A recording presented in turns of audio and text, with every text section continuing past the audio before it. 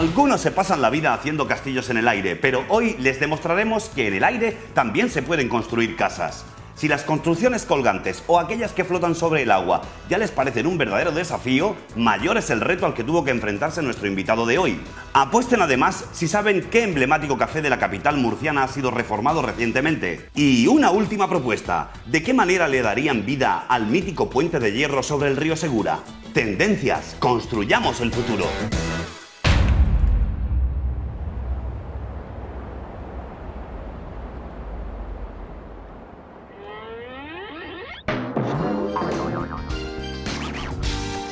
Se dice que la arquitectura surge de la necesidad, pero también de la dificultad. Y no hay mayor ejemplo de dificultad que construir una casa sobre el aire. Sí, sobre el aire.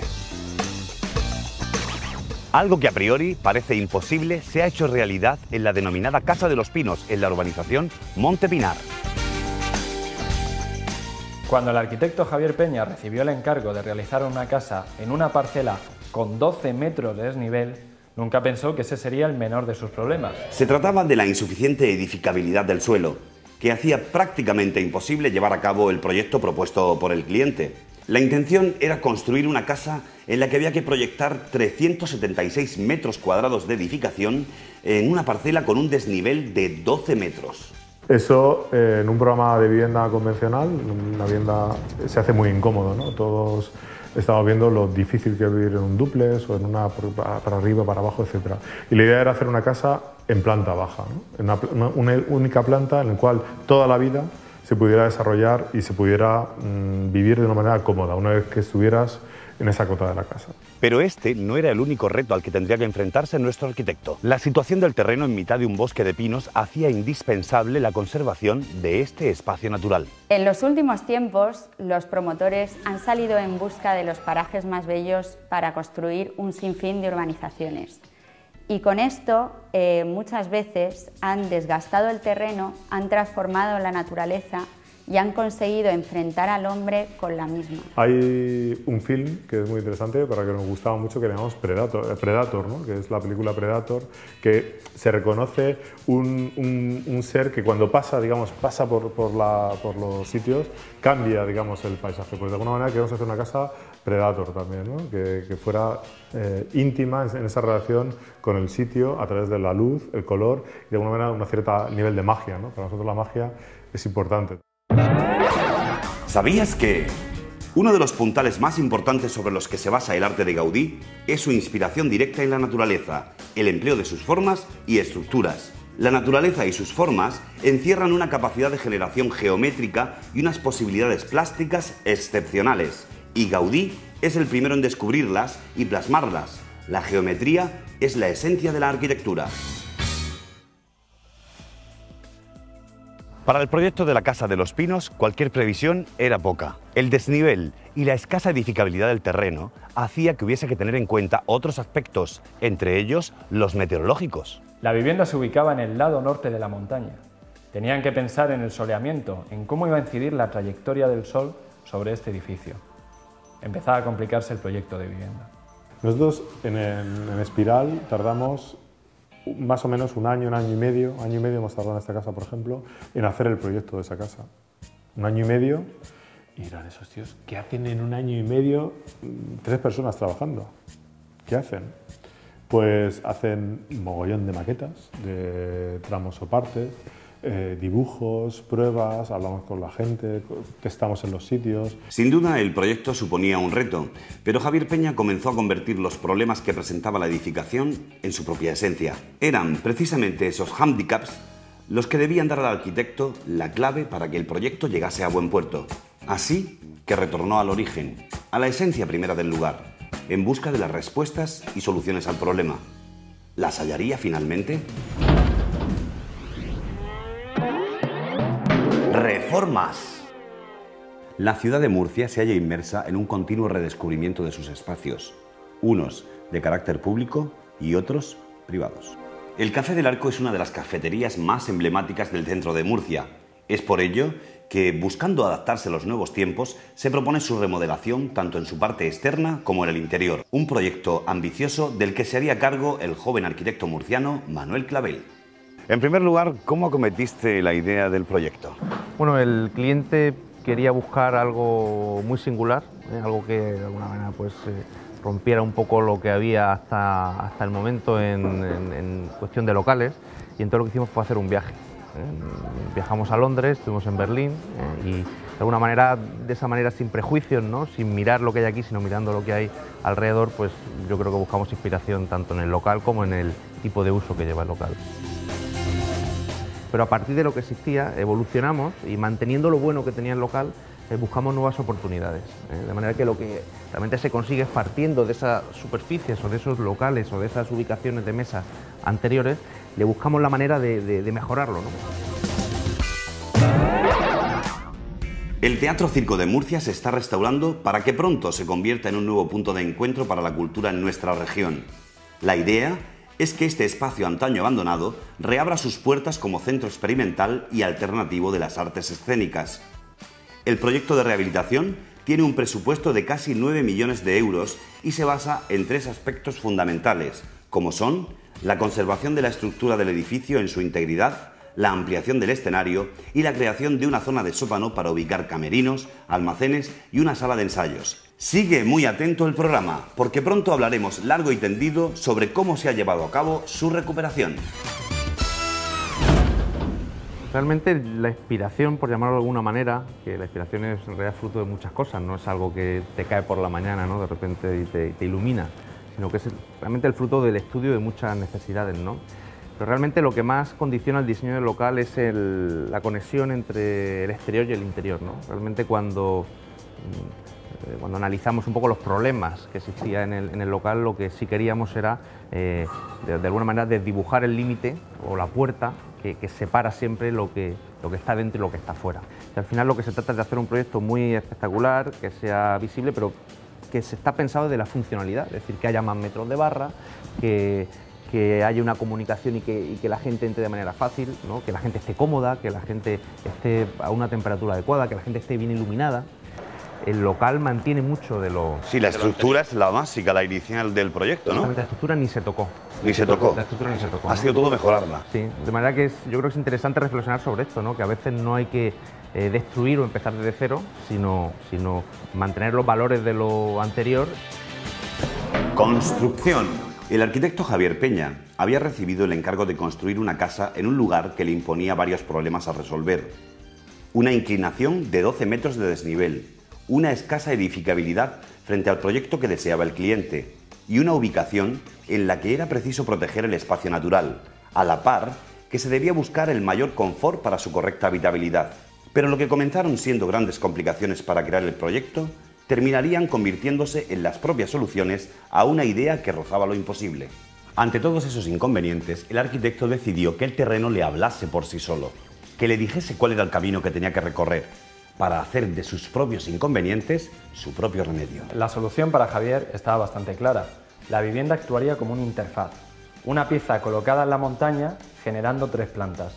Una baja, o la que sería la sombra del edificio, donde meteríamos nuestro coche a modo de garaje, la vivienda, esa pieza que vuela y conecta con la montaña, y en la cubierta ahora sí encontramos nuestra piscina y solarium. Para ello, se proponía que la zona inferior de la casa quedase como un vaciado de la propia montaña. En ella se situarían los usos con menos necesidad de soleamiento y un acceso a la zona superior. De pronto, hostia, empiezas a romper la montaña y empiezas a buscando, digamos, un mejor acoplamiento, ¿no? Ahora, digamos que este acoplamiento que parece natural ha supuesto un gran esfuerzo también energético. La base de la vivienda había hecho su aparición y empezaba a tomar forma. El espacio para la construcción era reducido y había que tener en cuenta su posición con respecto al sol para hacerla cálida en invierno y lo más fresca posible en verano.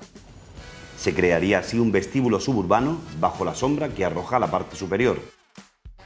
Un vestíbulo pensado para acceder en vehículo. De esa manera se aprovecharía el lugar para construir un garaje, en el que poder aparcar los coches e inmediatamente acceder a la vivienda. Había una imagen que era muy bonita, que es esta idea del vestíbulo suburbano. Para nosotros no es tanto el aparcamiento, sino como la idea del espacio que queda entre la puerta de entrada a la casa y la puerta, digamos, de la valla. Llegó el momento de acometer la construcción de la vivienda. El vestíbulo de entrada no dejaría lugar para los pilares y columnas. La solución a este nuevo inconveniente lo ofrecería la propia montaña. Javier Peña decidió crear una casa que sería como una grapa. Sí, como una grapa que se pinchase en el terreno. De esa forma, la vivienda quedaría suspendida en el aire con una fachada sur por la que se introduciría el sol y el aire en los espacios habitables de la casa. La idea de la grapa nos parecía muy bonita, ¿no? Una cosa bastante elemental, que es colocar una pieza, una grapa, que se grapaba, digamos, al terreno, ¿no? Que se apoyaba sobre él y se quedaba hincado. Entonces aparecen estos grandes vuelos, son unos vuelos muy potentes, que son capaces de transmitir esa idea de estructura, a la vez de ligereza. El sol y el viento ya habían hecho su aparición en el proyecto, pero ¿qué sucedería cuando hiciese su aparición la lluvia?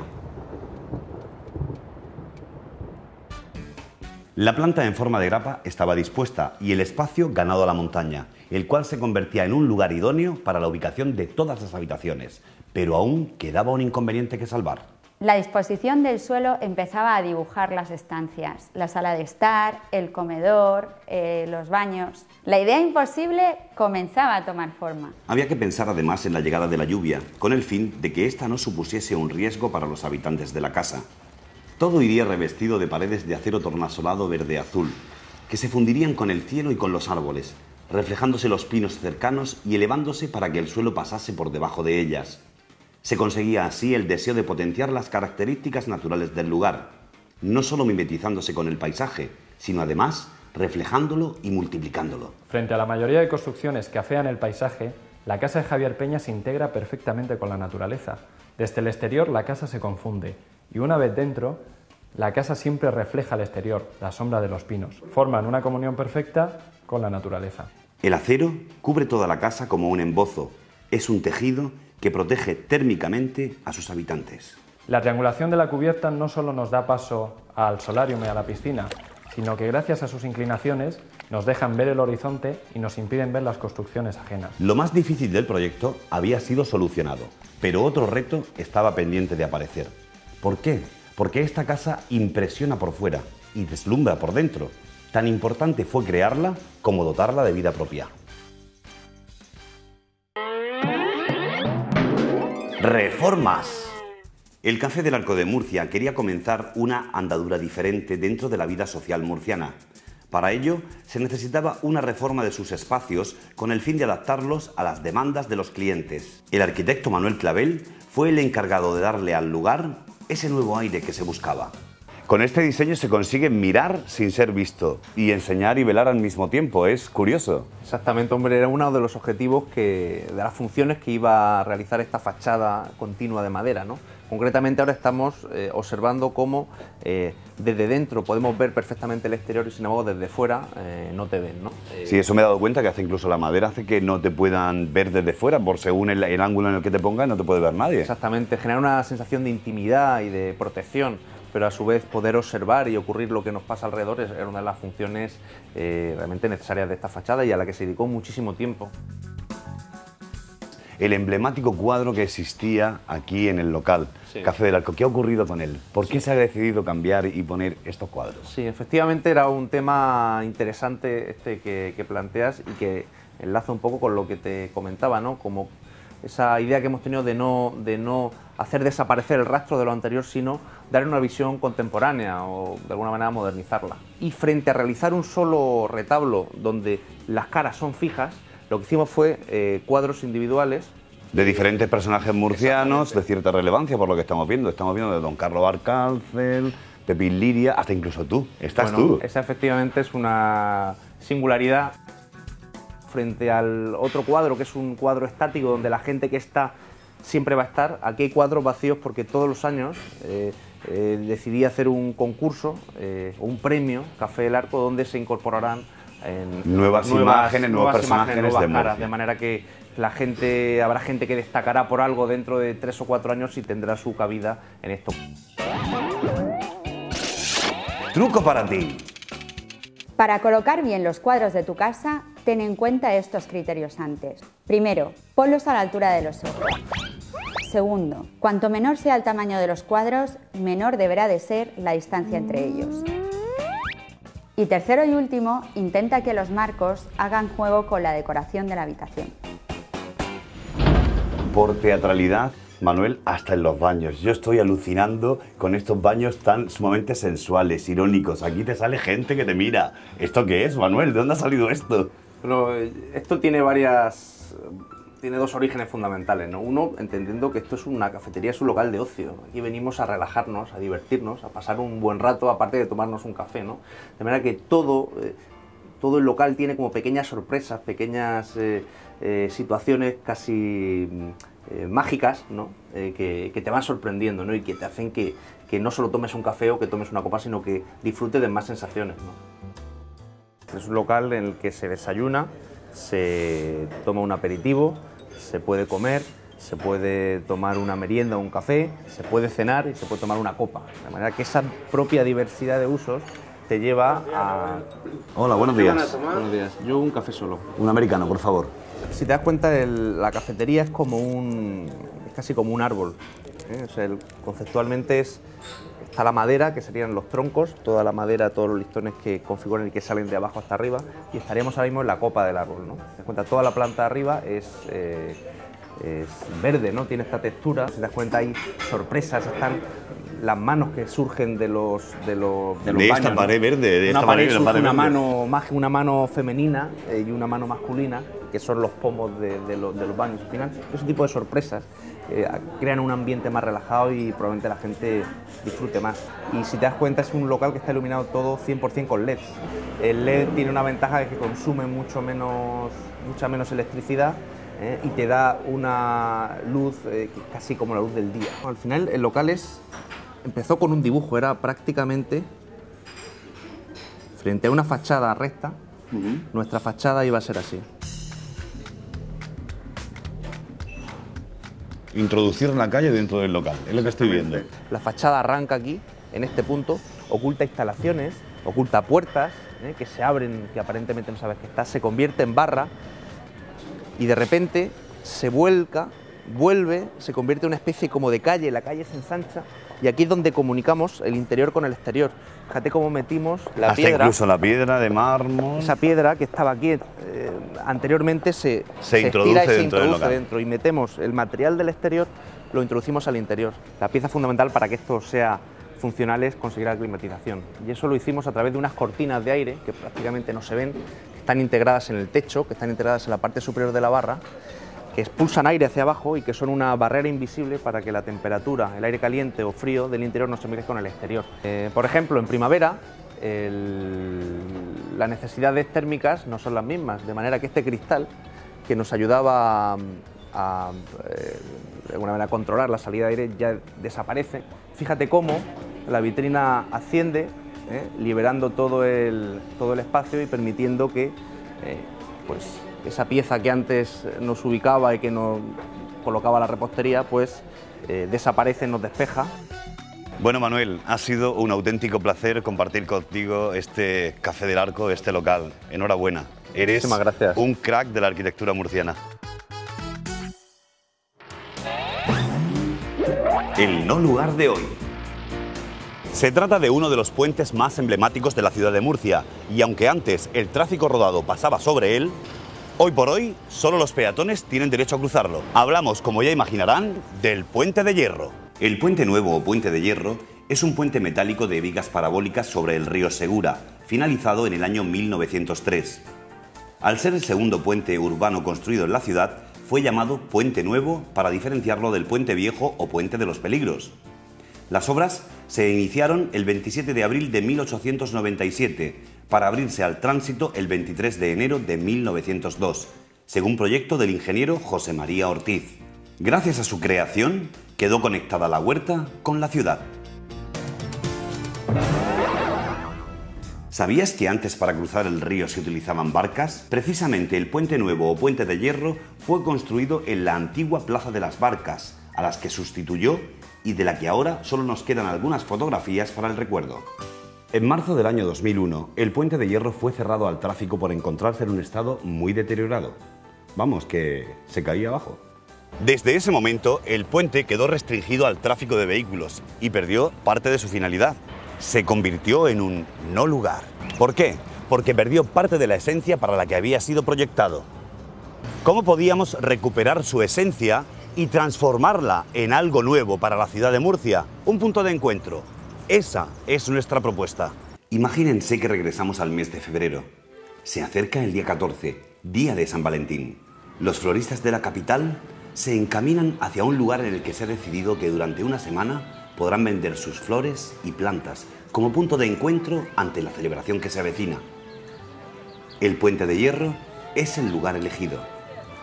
Poco a poco se va llenando de pequeños puestos en los que las rosas, las orquídeas, los gladiolos, los pensamientos y los claveles producen un estallido de color sin igual. El frío puente se va llenando de calor y color, de vida e ilusión. Los viandantes comienzan a llegar, el aroma de las flores les inunda y les recuerda a la primavera, que irrumpirá con fuerza en la región en tan solo unas semanas. ¿Eres lo suficientemente tendencioso para hacer tu propia propuesta? Pues demuéstranoslo. Envíanos un correo electrónico a la dirección tendencias@bravoestudios.es. Puedes presentarnos una idea sobre este lugar o sobre cualquier otro de tu ciudad o pueblo, para que ya no vuelva a ser más un no lugar. El arquitecto Javier Peña lo había conseguido. Había superado todos los problemas que imponía el proyecto de construcción de la Casa de los Pinos. Había creado un edificio en forma de grapa clavado a la ladera de la montaña, que dejaba un vacío bajo el inmueble y contaba además con solarium y piscina. Una casa que se mimetizaba con el paisaje natural, realzando su entorno y aprovechando hasta el máximo el espacio. Esta obra maestra de la arquitectura contemporánea le valió al arquitecto murciano una nominación a los prestigiosos premios Mies van der Rohe. Los considerados Óscar de la arquitectura, en representación de nuestro país. Pero no solo es destacable el exterior de esta vivienda, su interior también deslumbra a los críticos más exigentes. ¿Quieren visitarla? Pues adelante. Planta principal. Fíjense en el techo. La estructura de hormigón queda vista en toda la casa.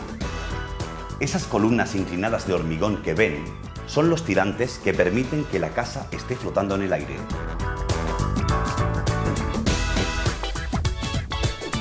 El arte elegido es tan provocativo como toda la arquitectura de la casa. Las paredes también se desnudan y dejan ver el ladrillo de termoarcilla.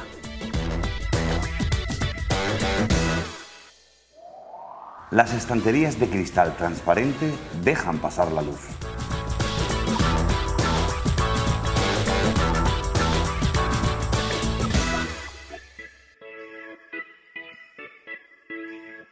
Toda la cocina está realizada en acero inoxidable.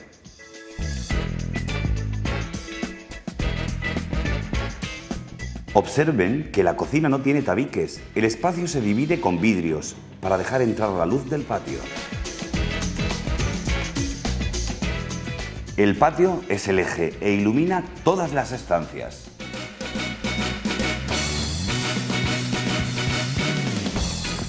Las lamas de los dormitorios controlan la luz solar y nos ofrecen una fachada cambiante.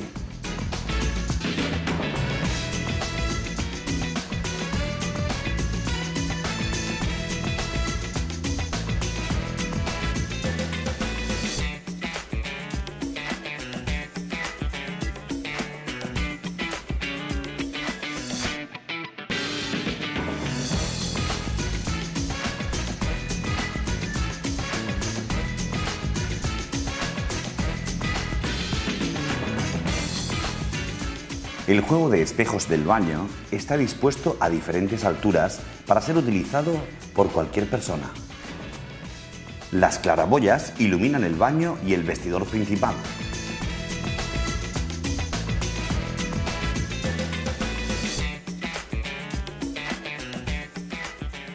En las duchas, el suelo del propio baño hace de sumidero y no hay mamparas.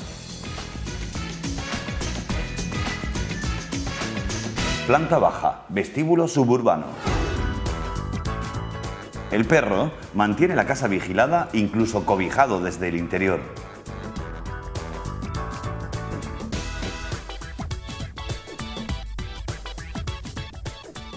Este es el porche. Tiene forma de grada.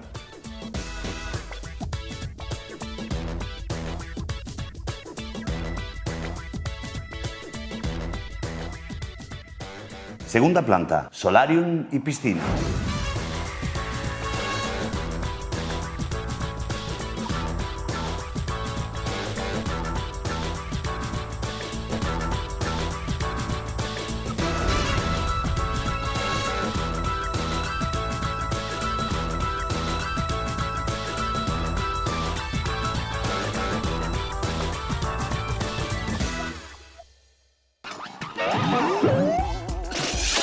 Truco para ti. Uno de los trucos que vamos a aprender de esta casa de los pinos es el siguiente. Venimos de cenar, de comer, cargados con la bandeja en la mano. Nos acercamos a la puerta de la cocina y tenemos el botón para pulsar en el suelo y encender la luz de la misma. Al mismo tiempo nos acercamos a la puerta de la cocina y automáticamente se abre. Entramos dentro y dejamos la bandeja sobre el lugar. De esa forma nada se derrama y las manos no están ocupadas. A diferencia de lo habitual, la vivienda se construyó de dentro hacia afuera. Diferentes capas y diferentes leyes que conformarían una geometría que sería visible en el interior. Nosotros cuando hacemos las casas, siempre pedimos y exigimos de alguna manera que hacer el interiorismo también, el mobiliario, colaborar con ellos y también la jardinería. Y nos tiramos, yo creo, nos hemos tirado un año así, nos tiramos un año más o menos, eligiendo, cambiando, probando el mobiliario para que realmente ellos estuvieran a gusto y estuviera, digamos, acorde con la casa. Entonces nos parecía que mantener el bosque, ya que habíamos hecho el esfuerzo de dibujar los pinos en 3 dimensiones, elegir el lugar donde había menos pino para poner la casa.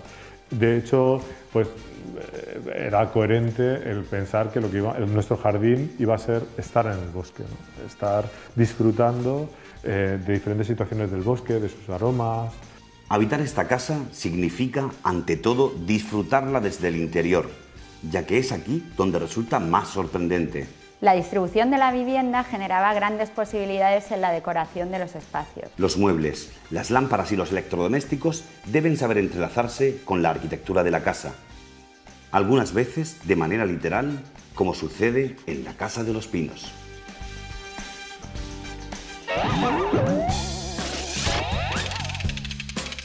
Los vidrios espejo reflejan el exterior de día, pero dejan ver el interior de noche. Prueba a jugar con elementos que transformen tu vivienda a lo largo del día. Una buena forma de dividir el espacio es por medio de rampas y escalones. Con esto conseguimos separar espacios sin usar tabiques por medio de su altura. Al principio, pues a su madre les pareció un poco rara, ¿no?, la casa cuando la primera vez que vinieron, ¿no? Incluso preguntas como esa, ¿no? ¿Esto se va a caer o va a estar o no? Y poco a poco se han ido haciendo con ella. La han ido disfrutando y están, no sé cómo digo, felices, ¿no? Yo creo que esta idea de construir felicidad debería ser parte también de la profesión de ser arquitecto, ¿no? En definitiva, lo que hemos aprendido en el programa de hoy es que los elementos han de ir distribuyéndose por toda la casa, distribuyéndose de tal forma que creen un todo en el cual nos veamos envueltos y que el tiempo terminará de ajustar. Lo cercano a nosotros se convierte, por lo tanto, en lo más importante, por lo que el mobiliario y la iluminación son elementos esenciales en nuestra vivienda y en nuestras vidas.